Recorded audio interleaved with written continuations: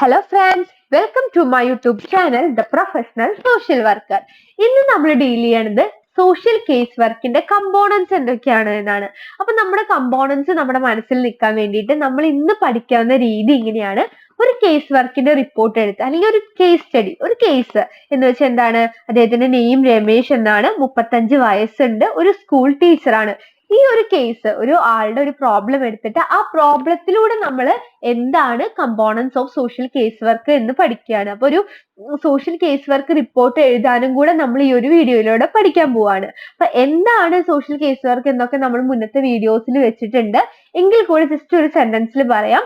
Social case work എന്ന് പറയുന്നത് social വർക്കിന്റെ ഒരു പ്രൈമറി മെത്തേഡ് ആണ്. ഇതിലൂടെ നമ്മൾ ഉദ്ദേശിക്കുന്നത് ഇൻഡിവിജ്വൽസിന്റെ പ്രോബ്ലം സോൾവ് ചെയ്യാൻ വേണ്ടി ഹെൽപ്പ് ചെയ്യുക. എങ്ങനെ? വളരെ സിസ്റ്റമാറ്റിക് ആയിട്ടുള്ള രീതിയിൽ അവർ ആ പ്രോബ്ലം സോൾവ് ചെയ്യാൻ വേണ്ടി നമ്മൾ ഹെൽപ്പ് ചെയ്യും. എന്തൊക്കെയായിരിക്കാം? ചിലപ്പോൾ നമ്മളൊരു സോഷ്യൽ അഡ്ജസ്റ്റ്മെന്റ് ബെറ്റർ ആയി കൊണ്ടുവരാനായിരിക്കാം, ഇന്റർപേഴ്സണൽ അഡ്ജസ്റ്റ്മെന്റ്സിനായിരിക്കാം, അല്ലെങ്കിൽ ചിലപ്പോൾ അവരുടെ ചുറ്റുമുള്ള റിസോഴ്സ് ബെറ്റർ ആയിട്ട് യൂട്ടിലൈസ് ചെയ്ത് അവരുടെ പ്രോബ്ലം സോൾവ് ചെയ്യാൻ നമ്മൾ പ്രോബ്ലം ഐഡന്റിഫൈ ചെയ്ത് അതിനെ അസസ് ചെയ്ത് ഒരു ഡെവലപ്മെന്റ് പ്ലാൻ ഒക്കെ ഉണ്ടാക്കി അത് ഇംപ്ലിമെന്റ് ചെയ്ത് അത് ഇവാലുവേറ്റ് ചെയ്തിട്ടാണ് നമ്മൾ ടെർമിനേഷനിലേക്ക് പോവുക. നമ്മൾ സോഷ്യൽ കേസ് വർക്കിന്റെ പ്രോസസ്സായിട്ട് നമ്മൾ വേറൊരു വീഡിയോ അപ്ലോഡ് ചെയ്യുന്നതാണ്. ഓക്കെ, സോ നമ്മൾ while coming back to components, നമ്മൾ ഇനി എന്തൊക്കെയാണ് സോഷ്യൽ കേസ് വർക്കിന്റെ കമ്പോണൻസ് എന്ന് പഠിക്കാം.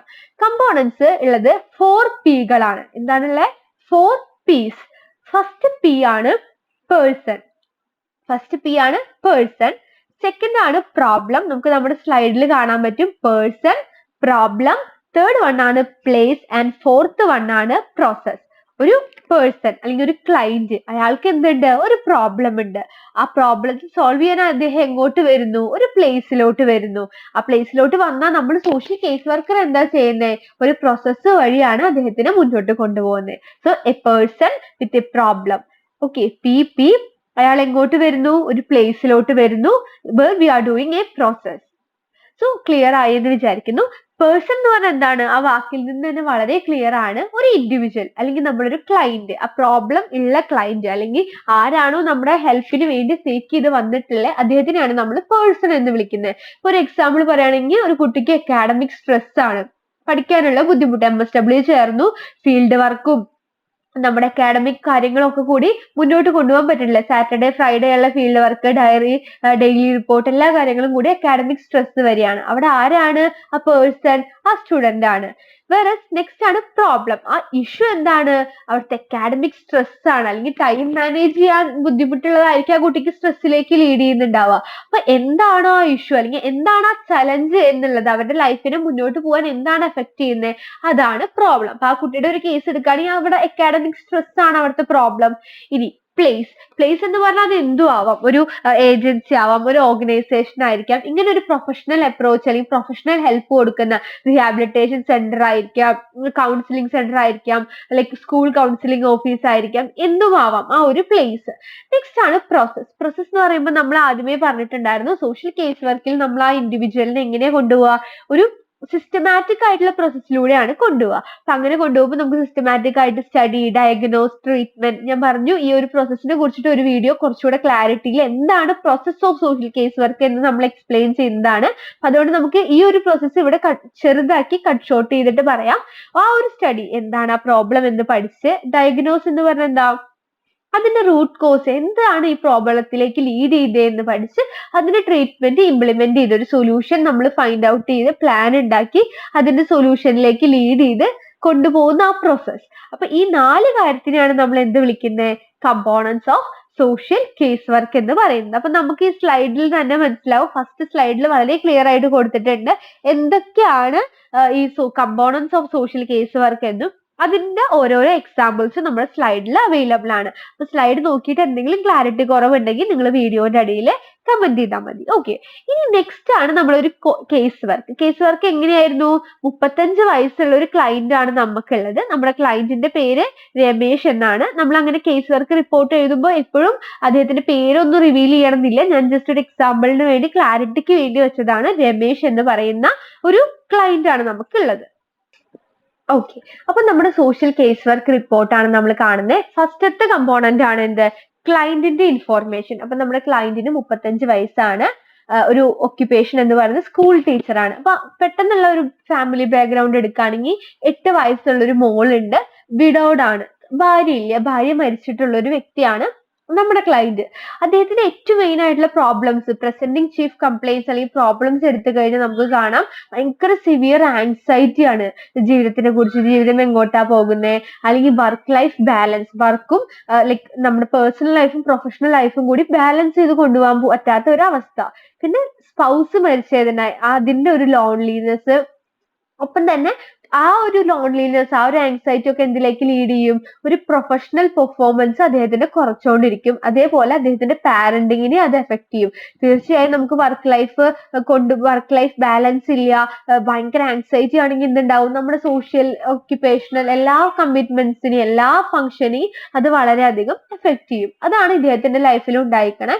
ഇദ്ദേഹത്തിന്റെ ലൈഫിൽ പാരന്റിങ്ങിന്, ആ 8 വയസ്സുള്ള മോളോടുള്ള ആറ്റിറ്റ്യൂഡിലടക്കം ഭയങ്കര ഡിഫറൻസ് വന്നിരിക്കുകയാണ്. അപ്പൊ ഇതാണ് ഇദ്ദേഹത്തിന്റെ പ്രസന്റിങ് പ്രോബ്ലം. ഇനി നമുക്ക് നേരത്തെ പഠിച്ച കമ്പോണൻസ് ആയിട്ട് ഇതിനെ എങ്ങനെ എക്സ്പ്ലെയിൻ ചെയ്യാം എന്ന് നോക്കാം. പേഴ്സൺ, ആരാണ് ഇവിടുത്തെ പേഴ്സൺ ആയിട്ട് വരുന്നത്? പേഴ്സൺ ആരാണ്? രമേശാണ് നമ്മുടെ ക്ലയന്റ് പ്രോബ്ലം സീക്ക് ചെയ്യാൻ, ലൈക് നമുക്ക് ഒരു ഹെൽപ്പ് സീക്ക് ചെയ്യാൻ വേണ്ടി വന്നിട്ടുള്ളത്. എന്താണ് രമേശിന്റെ പ്രോബ്ലം? 2 തരത്തിൽ നമുക്ക് പറയാം. ഇമോഷണൽ ആയിട്ടുള്ള പ്രോബ്ലംസ് ആണ് ഏറ്റവും കൂടുതലായിട്ട്, എന്ന് വെച്ചാൽ റിസോൾവ് ആവാത്ത ഗ്രീഫ്, മരിച്ചതിന്റെ വേദന, ഒപ്പം ലോൺലിനെസ്, പിന്നെ ആങ്സൈറ്റി, കുറെ സൈക്കോളജിക്കൽ ആയിട്ടും ഇമോഷണൽ ആയിട്ടുള്ള പ്രശ്നങ്ങളാണ് ഉള്ളത്. സൈക്കോളജിക്കൽ പ്രോബ്ലംസ് ഉണ്ടായിരിക്കാം, ഇമോഷണൽ പ്രോബ്ലംസ് ഉണ്ടായിരിക്കാം, എങ്ങനെ പേഴ്സണൽ പ്രൊഫഷണൽ ലൈഫ് മെയിൻറ്റെയിൻ ചെയ്യും, പാരന്റൽ റോൾസ് എങ്ങനെ പ്രാക്ടീസ് ചെയ്യും എന്നുള്ള ഒരു ആങ്സൈറ്റി ആയിരിക്കാം. ഇതൊക്കെയാണ് മേജർ ആയിട്ടുള്ള പ്രോബ്ലംസ്. ഇനി പ്ലേസ് എന്ന് പറയുമ്പോൾ എന്താണ്? ഏത് ഏജൻസി ആണോ, ഏത് ഓർഗനൈസേഷൻ ആണോ, ഏത് സെറ്റിംഗ് ആണ് ഇന്റർവെൻഷന് വേണ്ടി നമ്മൾ യൂസ് ചെയ്യുന്നത്. അപ്പൊ അദ്ദേഹം ഒരു സ്കൂൾ ടീച്ചർ ആയതുകൊണ്ട് തന്നെ ചിലപ്പോൾ ഫസ്റ്റ് ലൈക് അദ്ദേഹം പ്രോബ്ലം വന്നപ്പോൾ ഹെൽപ്പ് സീക്ക് ചെയ്യാൻ വന്ന് സ്കൂൾ കൗൺസിലറുടെ ഓഫീസിലായിരിക്കും. So that is the place. Next ആണ് പ്രോബ്ലം. പ്രോബ്ലം എന്ന് പറയുമ്പോൾ നമ്മൾ പറഞ്ഞു സോഷ്യൽ കേസ് വർക്ക് എന്ന് പറയുന്നത് സിസ്റ്റമാറ്റിക് ആയിട്ടുള്ള ഒരു അപ്രോച്ച് ആണ്. ആ ഒരു പ്രോബ്ലം സോൾവ് ചെയ്യാൻ വേണ്ടി നമ്മൾ ക്ലാരിറ്റിയോട് കൂടെ സ്റ്റെപ്സിലൂടെ ഇൻടേക്ക്, ഡയഗ്നോസിസ്, ട്രീറ്റ്മെന്റ് എന്നുള്ള ഒരു ക്ലാരിറ്റി ഉള്ള സ്റ്റെപ്സിലൂടെ, ആ ഒരു പ്രോസസ്സിലൂടെയാണ് നമ്മൾ സോഷ്യൽ കേസ് വർക്ക് പ്രാക്ടീസ് ചെയ്യുക. സോഷ്യൽ കേസ് വർക്കിന്റെ പ്രോസസ്സ് പറഞ്ഞിട്ട് നമ്മൾ ഒരു വീഡിയോ അപ്ലോഡ് ചെയ്യുന്നതാണ്. അപ്പൊ ആ ഒരു വീഡിയോസിൽ നമ്മൾ പ്രോസസ്സ് മാത്രമായിരിക്കും കോൺസെൻട്രേറ്റ് ചെയ്യുന്നുണ്ടാവും. അപ്പോൾ ആ ഒരു പ്രോസസ്സിലൂടെ സിസ്റ്റമാറ്റിക് ആയിട്ടായിരിക്കും കേസ് വർക്കിന്റെ ഒരു മുന്നോട്ടുള്ള പോക്ക്. നെക്സ്റ്റ് നമ്മൾ ചില ബുക്സിൽ മാത്രം കാണുന്നതാണ് ഒരു പ്രൊഫഷണൽ റിലേഷൻഷിപ്പും പേഴ്സൺ ഇൻ എൻവിയോൺമെന്റും. മേജർ ആയിട്ടുള്ള 4 കമ്പോണൻസ് എപ്പോഴും person, problem, place and process ആണ്. പ്രൊഫഷണൽ റിലേഷൻഷിപ്പ് എന്ന് പറയുമ്പോൾ എന്താണ്? അവര് തമ്മിലുള്ള ഒരു ട്രസ്റ്റ്, എമ്പതി, കോൺഫിഡൻഷ്യാലിറ്റി. കാരണം രമേശിന് തോന്നണം ഒരു ട്രസ്റ്റ് നമ്മുടെ ക്ലയന്റ്, ലൈക് നമ്മുടെ ഒരു കൗൺസിലറിന്റെ മേത്തെങ്കിൽ മാത്രമേ തുറന്ന് എല്ലാ കാര്യങ്ങളും സംസാരിക്കുള്ളൂ.